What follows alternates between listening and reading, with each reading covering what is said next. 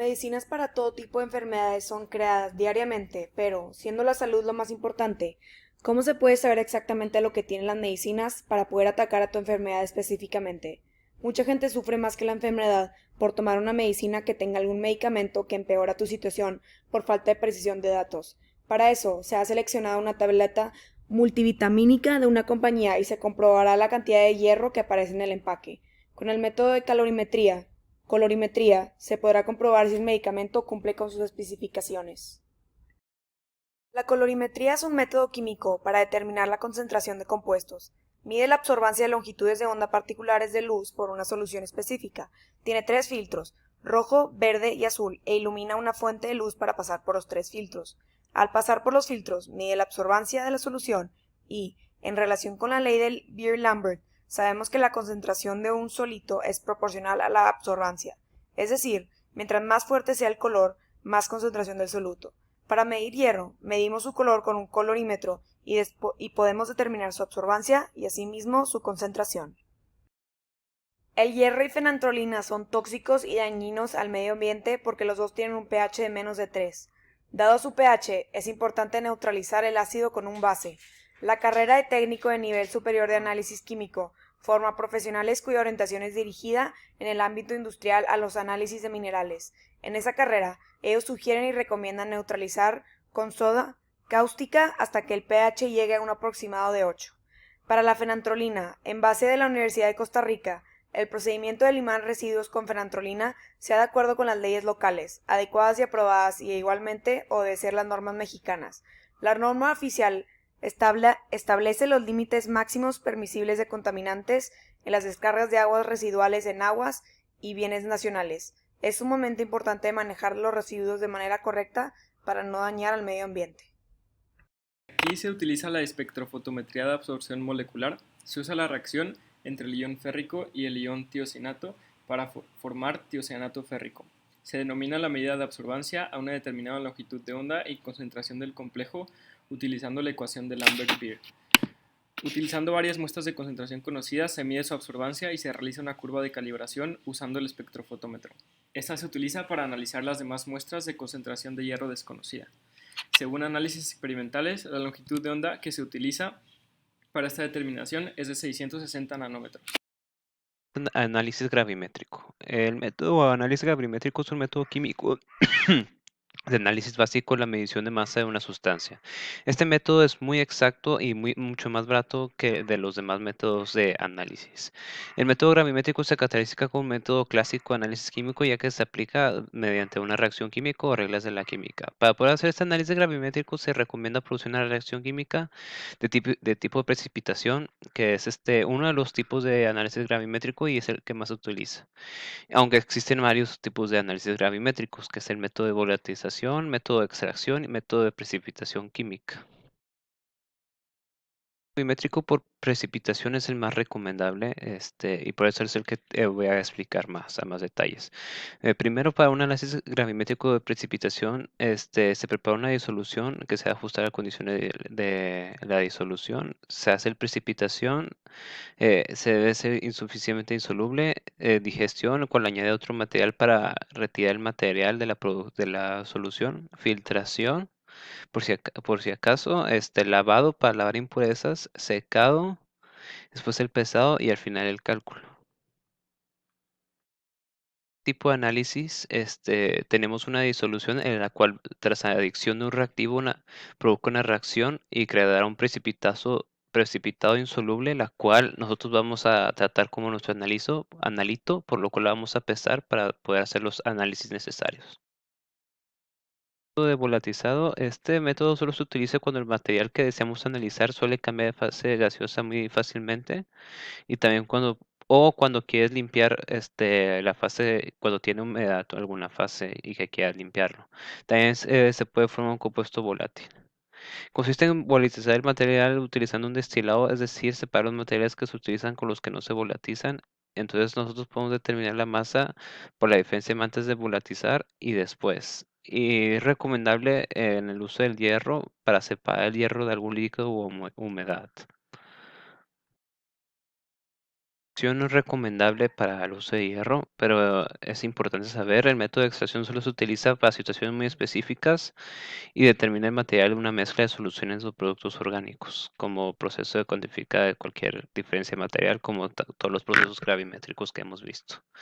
Se separa el producto deseado y se deja subproductos en la mezcla mediante la regla de solubilidad. Esto significa que vamos a cambiar el estado de polar a no polar dependiendo o viceversa para poder separar los materiales y analizar los que queremos analizar, básicamente.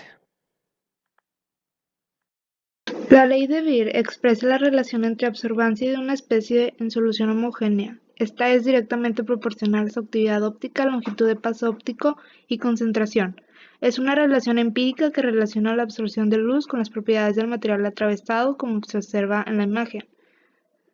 En la ecuación, I0 representa la intensidad de la luz incidente y la intensidad de la luz que atraviesa en la celda. L es la longitud de la onda. C representa la concentración de soluto y epsilon es la absortividad molar, coeficiente de extinción molar. Las principales categorías de limitaciones son desviación real, desviaciones instrumentales, desviaciones químicas y errores personales. Una investigación que analizó el contenido de hierro en diferentes suplementos vitamínicos encontró impuridades férricas en todos sus análisis.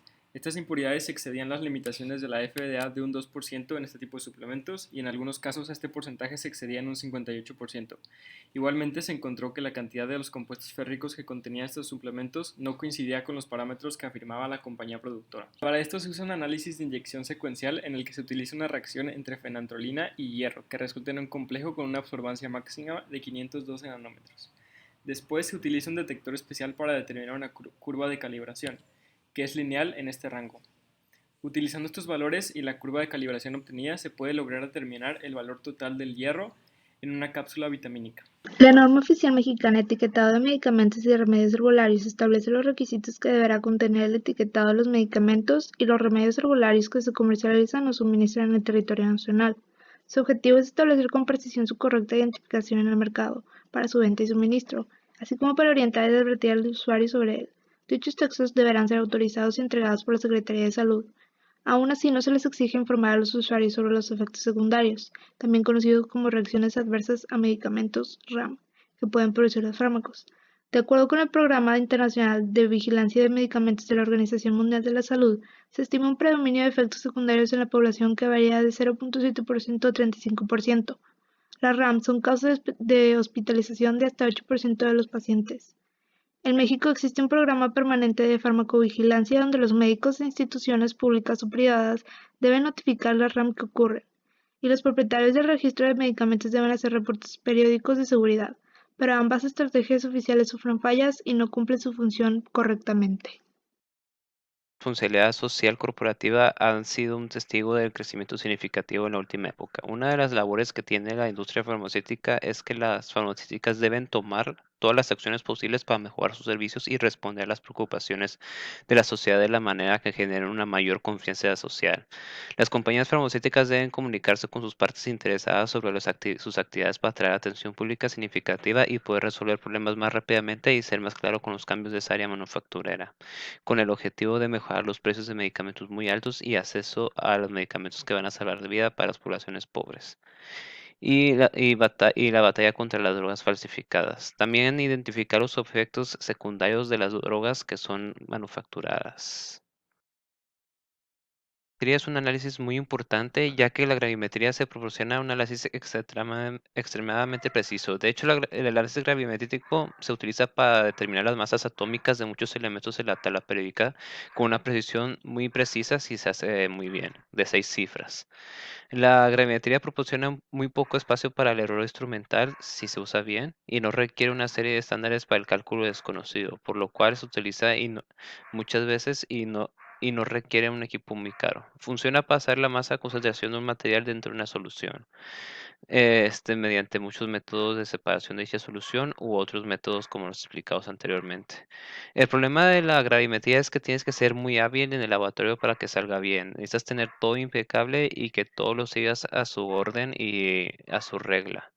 Este, Y muchas personas cometen estos pequeños errores sistemáticos que pudieran contribuir al error análisis gravimétrico, por lo cual requiere alguien que sea muy capaz en el laboratorio. Dado que no hay una escala física para medir el color, la colorimetría es un buen método para el análisis químico, porque la absorbancia va a medir todos los tonos de colores a mayor precisión, algo que el ojo humano no puede. Y, gracias a la ley de Beer-Lambert, podemos saber exactamente su concentración gracias a la relación directa de la absorbancia y concentración, ya que tiene una alta sensibilidad de por 10 a la menos 6 molar, como se nota en la figura derecha. Pero, si la solución no tiene color, el colorímetro no es el método adecuado, ya que no servirían los filtros de colores. La espectrofotometría es una de las técnicas experimentales más utilizadas. Se caracteriza por su precisión, sensibilidad y su aplicabilidad a moléculas de distinta naturaleza y estado de agregación. Los fundamentos físico-químicos de la espectrofotometría son relativamente sencillos. El espectrofotómetro, en lugar de la intensidad, mide la absorbancia que se define por la ley de Beer. La ventaja de utilizar la absorbancia al realizar los espectros es que es directamente proporcional a la concentración de moléculas en la muestra. Una desventaja de este método es que puede existir un error de medida causado por la desviación de la ley de Beer, las cuales ya se mencionaron previamente. También es necesario que esté calibrado para que se aplique correctamente la ley de Beer. Gracias a la química y a la tecnología podemos saber las especificaciones de los fármacos, pero aún existe área de oportunidad para los procesos, ya que se podrían utilizar procesos más prácticos, avanzados tecnológicamente y sustentables. En el ámbito de la sociedad, en México todavía faltan avances en la regulación del etiquetado de los fármacos y en su desarrollo, ya que a comparación de otros países, México va atrasado. También es importante educar a la población sobre los fármacos, desde cómo leer sus etiquetas hasta sus posibles efectos secundarios. Creo que es sumamente importante el desarrollar las herramientas y técnicas necesarias para este tipo de análisis, ya que tienen un impacto muy grande en la sociedad, funcionando como una barrera que protege a la gente de efectos adversos de elementos como el hierro. Por esto mismo creo que también es muy importante ser completamente transparentes en este tipo de análisis, ya que la gente tiene un derecho a saber lo que está consumiendo y de lo contrario los tendrían muchos efectos adversos en su salud. Dado que nuestra salud es la más importante, los medicamentos deberían de pasar por muchas más pruebas de las que hacen ahorita para poder cumplir con sus especificaciones y no empeorar la situación de una persona. Es impresionante cómo los fármacos no toman en cuenta el peligro que ponen en sus clientes cuando no describen su medicamento a mayor precisión. Pero qué bueno que el análisis químico nos puede decir esta información de una manera fácil, precisa y rápida. Este tipo de análisis dentro de la química ha perfeccionado los métodos con los que nosotros creamos productos y materiales. Antes la química era una ciencia peligrosa. Muchos científicos han resultado dañados por accidentes de laboratorio, por ejemplo, el hermano de Nobel. También los productos químicos antes no eran tan perfectos como los que son ahora. En algunas mezclas puede que accidentalmente o involuntariamente nos excedamos en el uso de material y este podría provocar accidentes. Gracias a estos análisis instrumentales nosotros podemos estimar la cantidad de materiales que tiene un producto. Con este análisis nosotros podemos saber cuánto material tenemos dentro y cómo optimizar esos tipos de materiales para generar un mejor producto mediante la concentración. También no solo se trata de optimizar los productos, sino también podemos evitar accidentes sabiendo que los materiales se encuentran en el objeto que vamos a experimentar, y también nosotros podemos plantear formas de hacer que el producto sea más ecológico, retirando los materiales dañinos durante una reacción.